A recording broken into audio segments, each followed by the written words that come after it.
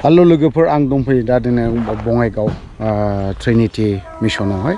दा लोगोसे आंजों U.T.O नि आफादगिरि बिथां मार्कुस बसुमतारी बिथांजों आं दान्दिसे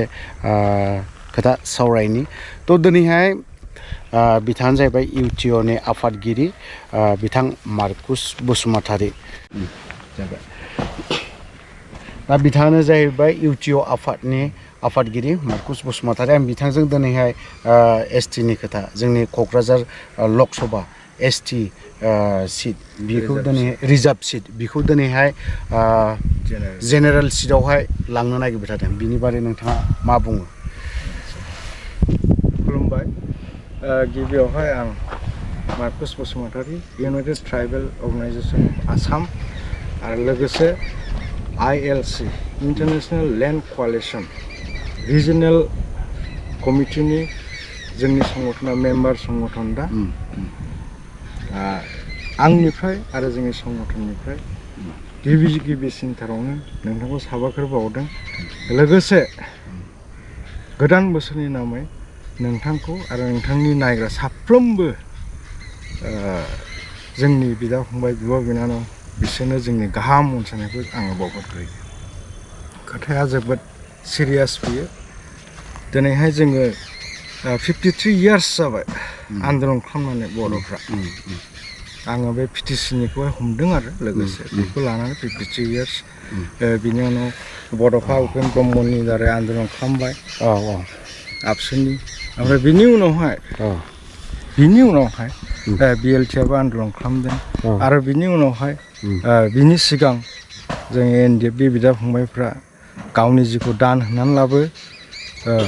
37 बोसोर दाहालागै 38 बोसोर जाबाय नामा 38 बोसोर बेबायदि आन्दलन खालामनानै मानि थाखाय आन्दलन खालामदोंमोन दिनै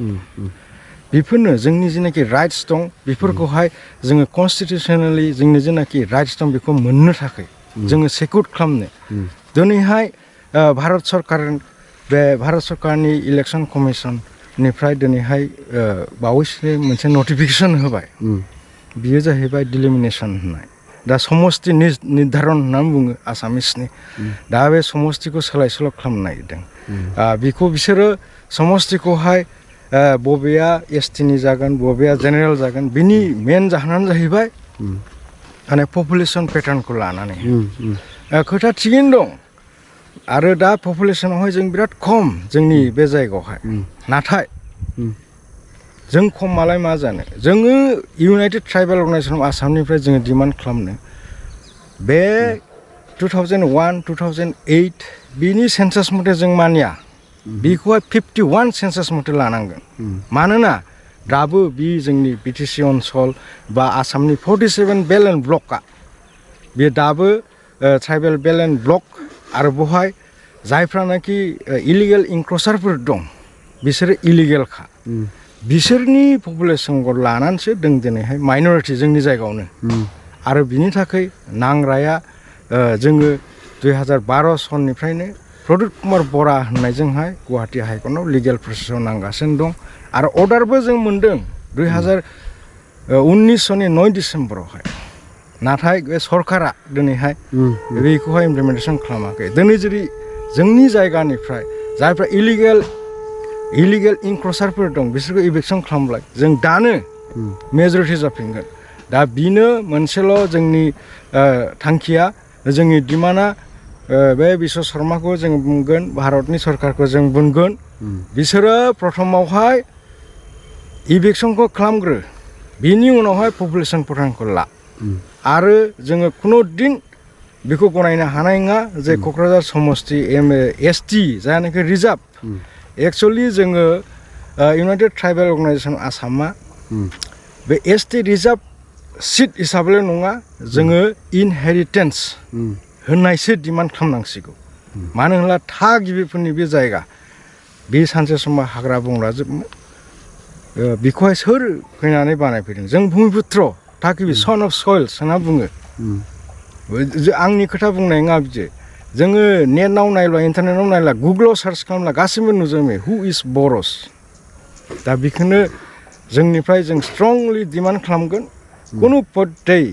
बेखौहाय क'क्राझार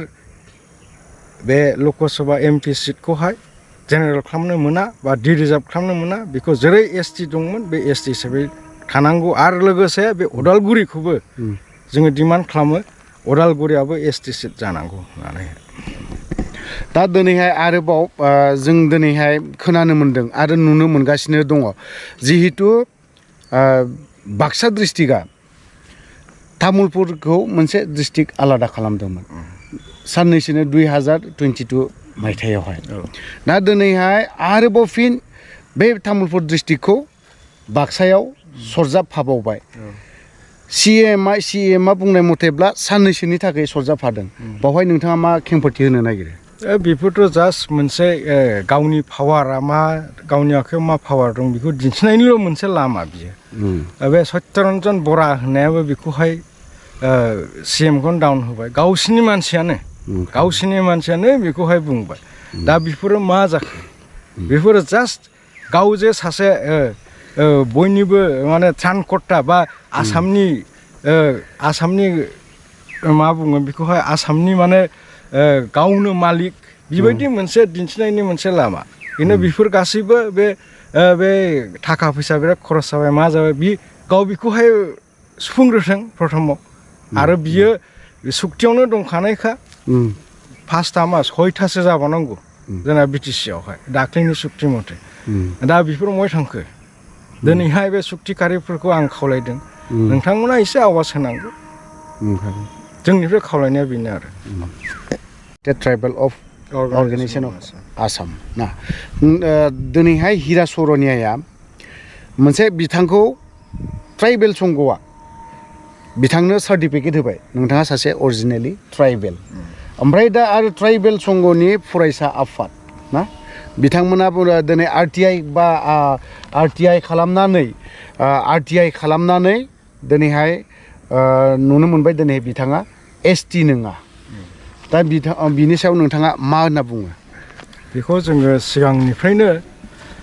बुंबोगासिनो दङ आरो नोंथांमोना गोसोआव दंना गैया बे सानसे समावहाय बे बारग' जोंनि BTCनि चिफ हाग्रामा महिलारि बिथाङा खनसे बे BTC ओनसोलावहाय जायफ्रा इलिगेल इनक्ल'सार्स बे ट्राइबेल ब्लकनि आयेनखौ लानानै खोथा बुंदोंमोन बे नन ट्राइबेलफ्रा हा बायलाय फानलाय खालामनो हानाय नङा होननो दा नैबेवहाय जोंनि बे हिरा सरनिया नब सरनिया बिथाङा माने बेवहाय बिराद दावराव खालामदोंमोन ओमफ्राय दा बिनि एगेन्स्टआव जों केसबो होनानै दोनदों दिनैसिम केसा सोलिगासिनो दं जों बेखौहाय माने गावजों गाव नांलायहोनायनि मोनसे माबा लानानैहाय माबा खालामदोंमोन आरो बियो मा बुङो बिदिखौहाय सोरखौबा थुलुंगा होनानै बर'फोरखौ नासयथों बा बुलायथों होननानैहाय बे मोनसे स्टेटमेन्ट होदोंमोन ओमफ्राय जों बिनि गेजेराव केस होदों जायखिजाया दा नोंथांनि खोथा जेनाखि ट्राइबेल संघ बिथांमोना मा जाहोनाव माब्रै हिरा सरनियानो नब सरनियानो बे ST सार्टिफिकेट होखो जों मिथियो बिबो माने बिसोरो माबा नङा बियो अरिजिनेलि ST नङा होननानै जों मिथियो ओमफ्राय बियो दिनैसिम बिनिफ्राय देरसिन खोथा बेनो दिनैसिम बियो सारेन्डारबो जायाखै खुनु बिसोरनो नेगसिएसन टकबो जायाखै बिसोर आलफानि लिडार बेनो 6था केस सोलिगासिनो दं दाबो मार्डारनि मानि गासिबो बयबो मिथिजोबखायो बेखौ दा नैबे खेथ्रआवहाय भारत सरकारा बे आसाम सरकारा बिखौ बा इलेक्सन कमिसना माब्रै दिनैहाय बेखौहाय MP हिसाबै टिकेट होखो आरो माब्रै माने बियो दिनैसिम MP जानानै थानो हाखो दा बेफोरखौ जोङो गावजों गाव बखिलायनानै लाब गैया आरो बखिनानैबो खामानि होनाय नङा बेनिखायनो आंनि खावलायनाया बेनो दा एट प्रेजेन्ट हिरा सरनियाबो जेरै गाव STब्ला बे क'क्राझार समस्तिया जे माबा जेनेरेल जानो थांगासिनो दं दा बेवहाय बिबो एसे एक्टिभ रल लानांगौ ओमफ्राय ट्राइबेल संघनि खोथाखौ जों जेबो बुङा मानोना बिसोर पेरेन्ट संगठन बिसोरो मा जाहोनाव माब्रै माने ट्राइबेल संघआ ST सार्टिफिकेट होनायनि खुनु बिसोरनाव अथराइज गैया बिसोरो जास्ट सार्टिफाइ हरनो खिन्थु सार्टिफिकेटखौ मेन होयो सरकारासो आसाम सरकार आरो भारत सरकार बिसोरसो होयो थ' लोगोफोर नोंथांमोना गोबां खोथा खोनाबाय आरो गोबां खोथाखौ मोनथिबाय दिनैहाय गोबां खोथाखौबो सावरायबाय थ' आदाखौ आं दिनै आंनि बे चेनेलनिफ्राय दान्दिसे सम होनायनि थाखाय हामबाय होननानै बुंदों थ' लोगोफोर आं भिडिअखौ बारा गोलाव खालामनो सानाखै बावहायनो दोनथ'बाय खुलुमबाय जय बर' हारिनि